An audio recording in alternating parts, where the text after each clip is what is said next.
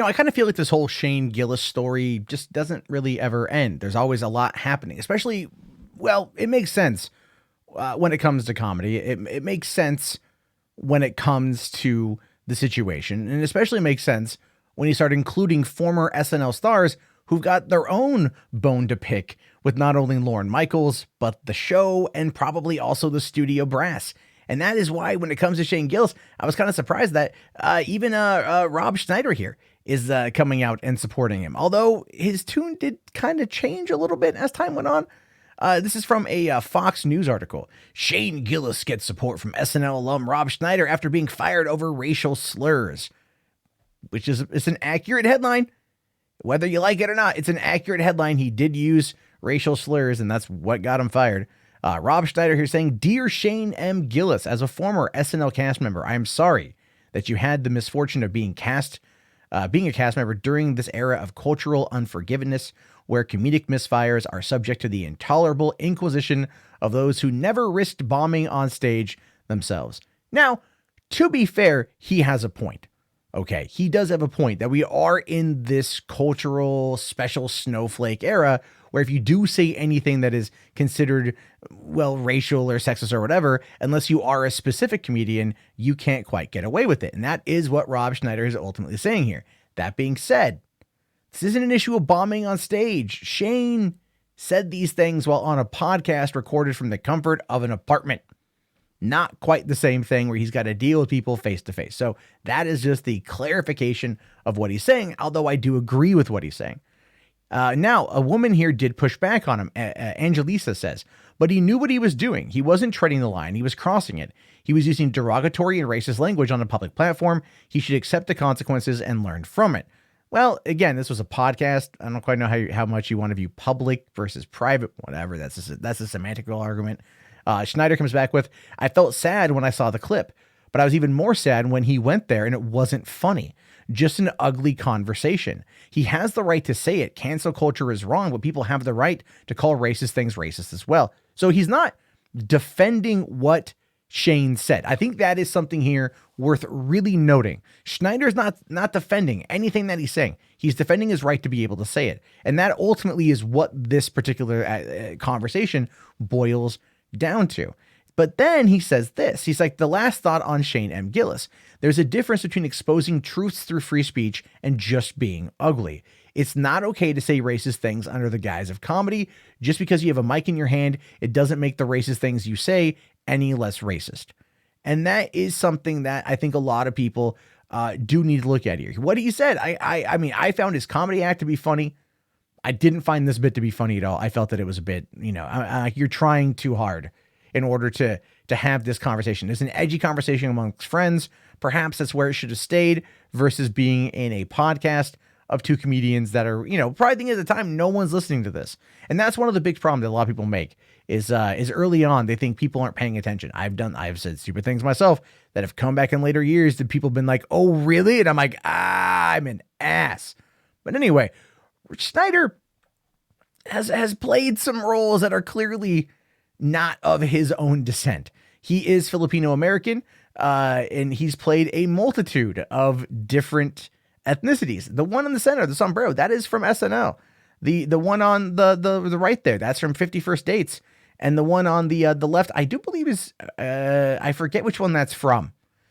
But he is Hawaiian, Asian, Hispanic, and he is Filipino. So again, some people out there, he's done it before, but SNL has done this multiple times. I've been watching a lot of old SNL clips, and they have, there's a lot of that kind of humor that goes on. And I mean, look at Miss Swan back in the 1990s on Fox, on Mad TV, the whole, he looked like a man. That was a running gag. That was a meme back before memes were a thing. That was a thing. So, comedy has come a long way, but it is, in my opinion, good to see these comedians coming out and standing for the right to tell a joke, but calling out that it's maybe not the best thing. However, Norm McDonald here, a bit more of a hardcore stance. He says, "Hey Shane, I'm so sorry. I can't even imagine how you must feel. The work it takes to get to that show and have it snatched away by some guy who does spoken word poetry. Unacceptable. Please DM me when you have a moment. I am so sorry." And of course, he's referring to Matt Ryan, the reporter who unearthed the podcast, calling him spoken bird poetry guy, whatever. I don't know what that means. I think spoken bird is maybe mocking Twitter, perhaps. However, when Variety tweeted about it, saying that he was fired, Norm McDonald responded back by saying, of course, this means war. I don't know, to be fair. And I know it's not a direct threat, obviously, but it is going to be something where inside the comedy community, the comedian community, that could be where these conversations start taking place. And that could damage the credibility of anyone who's on SNL. Anyone who tells edgy jokes who's on SNL, or anyone who further goes to apply at SNL. That is the most fascinating aspect of this to me. Of course, this means war. We don't know what that means. We have no idea what that means, but find out soon enough, I guess. But this is where I found I really wanted to hear Bill Burr's take on this. For one, this guy's like my favorite comedian. I love Bill Burr. The rage, the anger, it's all there. He does a great job, but he makes really salient points masked with a lot of vulgarity, and it's fantastic. Just like Dave Chappelle, top of his game. I think Chappelle's top of his game. I think Bill Burr's top of his game. But Bill Burr was defending Gillis while also railing against cancel culture. He appeared on Daily Beast's The Last Laugh comedy podcast, where he explains that outrage culture is toxic, which is so true. He says outrage culture is one of the most misrepresented things out there. How will they take such a small percentage of people seem like they're 3 million people? Bill told host Matt Wilstein.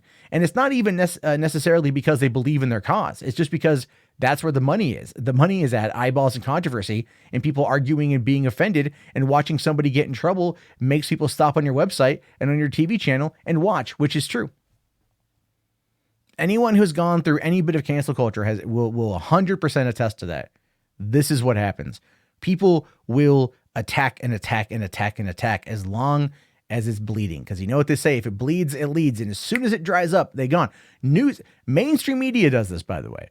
They've run all the analytics as they're doing a show. And if a story is doing really well, if it's tracking really well, got a lot of numbers, they will continuously bring it up day after day after day, segment after segment after segment, until it stops being watched, and then they cut it. If you ever ask yourself, why are they harping on this story for so long? It's because the metrics, the ratings, the analytics, it all tells them that it's all part of the game. It's all part of how they manufacture all the drama. This is what mainstream media does. YouTubers do it too. I've done it. I've looked at a story if it's done really well, and I've talked about it multiple times. I still catch crap for talking about Ghostbusters 2016 as long as I did. To the point, though, there was a lot that was happening. It was constantly happening. It wasn't retreading old ground. I was waiting for new things to come in. That's my defense. But I get criticized. Even yesterday, I got criticized for that. And it's been over 3 years. So yes, it happens. Anyway, he goes on to say here, but it's not just an accurate portrayal of where people's heads are at. It isn't. It feels like Chicken Little. Burr said that cancel culture is in the back of his head when he's telling edgy jokes. It's like you go on stage and some nights you're going to do a bit and you go, should I say this? And it's like, what's going to happen? It's just a joke. And 99% of the people there, 100% of most nights, realize that they went to a comedy club and everything you're saying is a joke. You're not watching legislation being written. It's not going to change anything, but it's just somebody screwing around, which is what comedy is. And if you look at what Shane was saying, he was attempting to be funny. It just didn't hit the mark. And he said some pretty dumb things. Now, he acknowledged he said he didn't hit the mark, but he didn't apologize for the joke, which is where which is why I personally think he was let go from SNL. At the end of the day, Shane is going to only become more popular as a result of this. Shane is going to bounce back very well. If Norm McDonald brings him on a show, a lot of other people are going to want to get him on the show. He's the hot item right now. Clubs are going to book him. People are going to book him. Places are going to book him. And he's going to make a lot more money. Now, is it going to lead to the success that he would have had off of SNL? I don't know. Not a lot of people leave SNL and go on to having as much notoriety. It really does take a strong personality on there in order to transition into a movie star or into a huge comedian. A lot of people go through SNL and at the end of the day, they just kind of fizzle out and you only see them pop up every once in a while. Would Shane have been the Will Ferrell or the Adam Sandler or the Chris Farley or the David Spade, the mid-90s OG folks, the generation I grew up with? Or would he be the Bobby Monahan or the Vanessa Bayer or the Shazir Zamata, or even the Leslie Jones, who's out now. And I'm going to tell you, you know what? Probably would be more of the latter, because this is the kind of guy that would try to prove himself and maybe do a couple things well. And then at the end of the day, he would just go back to stand up and use the notoriety from being on SNL. Now he gets to use the notoriety from having been fired from SNL in a very public way, which is only going to make him do well in red states. So get ready to live it in the South. Although I think you grew up there, because that's where you're going to be for a long time, Shane. Anyway, your guys' thoughts, your opinions, let me know down in the comments below. Good, bad, ugly. I want to hear it.